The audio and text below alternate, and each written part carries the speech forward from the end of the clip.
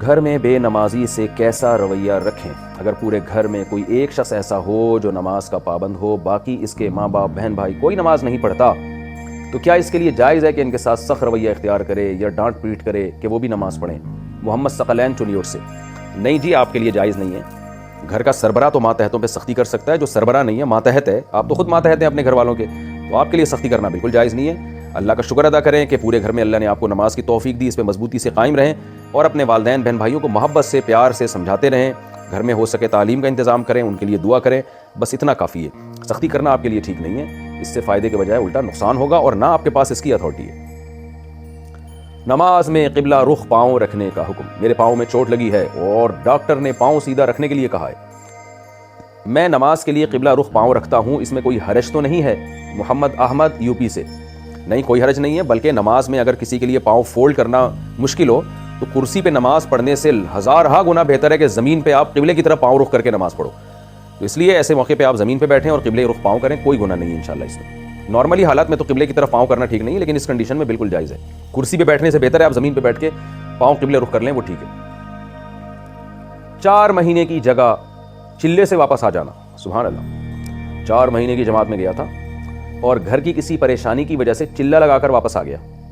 لوگ کہہ رہے ہیں کہ تو اللہ کے راستے کو ٹھوکر مار کے واپس آیا ہے، اس بارے میں رہنمائی فرمائیں۔ بھائی کسی پریشانی کی وجہ سے واپس آئے ہیں تو ٹھوکر مارنا نہیں کہلائے گا اس کو۔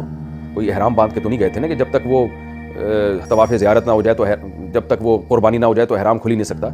تو اس لیے جب آپ اللہ کے راستے میں گئے ہیں تو بہتر تو یہی ہے کہ اس کو کمپلیٹ کریں، کیونکہ اس سے بڑی بے برکتی ہوتی ہے۔ ہم نے دیکھا ہے بعض لوگ چلے کے لیے جاتے ہیں، 10 دن میں ہی کلابازیاں کھانا شروع کر دیتے ہیں، درمیان میں بھاگ آتے ہیں، تو حرام نہیں ہے لیکن بے برکتی کا ذریعہ ہے۔ جب ایک کام کی نیت کی ہے تو اس کو کمپلیٹ کرنا چاہیے، تو اس لیے بے برکتی ہوتی ہے، اس سے دوبارہ پھر نکلنے کی توفیق نہیں ملتی۔ یہ سارے فسادات اپنی جگہ، لیکن بہرحال گناہ نہیں ہے، گناہ کے لیے تو شرعی دلیل چاہیے نا۔ تو اور دوسرے ساتھیوں پہ برا اثر پڑتا ہے۔ آپ گئے 4 مہینے کے لیے چلے میں آ گئے تو دوسروں کا بھی دل کرتا ہے بھاگنے کا، تو وہ بھی ایک نحوست ہوتی ہے، اس کی بھی ایک الگ بے برکتی ہوتی ہے۔ تو اس لیے جب کوئی جماعت میں جتنے ٹائم کے لیے نکلا ہے تو اپنے نفس کو مار کے کتنی ہی ٹینشن ہو اس کو کمپلیٹ کرنا چاہیے، تاکہ اس کی اللہ کے راستے میں جو وقت لگا ہے اس کی برکتیں حاصل ہوں۔ لیکن اگر آپ کو کوئی پریشانی تھی تو پریشانی واقعی اس نوعیت کی تھی کہ واپس آنا پڑتا تھا، تو پھر ٹھیک ہے، یہ تو تبلیغی اکابر ایسے میں میرا خیال ہے جانے کی اجازت دے دیتے ہیں، کوئی زبردستی نہیں کرتے۔ تو اور اگر وہ اس نوعیت کی پریشانی نہیں تھی تو چھوٹی موٹی پریشانیاں تو ہر ایک کے ساتھ ہوتی ہیں، تو پھر آپ کو واپس نہیں آنا چاہیے تھا۔ لیکن بہرحال واپس آ گئے ہیں تو لوگوں کا یہ تانا دینا کہ ٹھوکر مار کے واپس آئے، یہ تانا بہرحال دینا ٹھیک نہیں ہے، لیکن تھوڑا سا تانا تو میرا خیال ہے بنتا ہے نا۔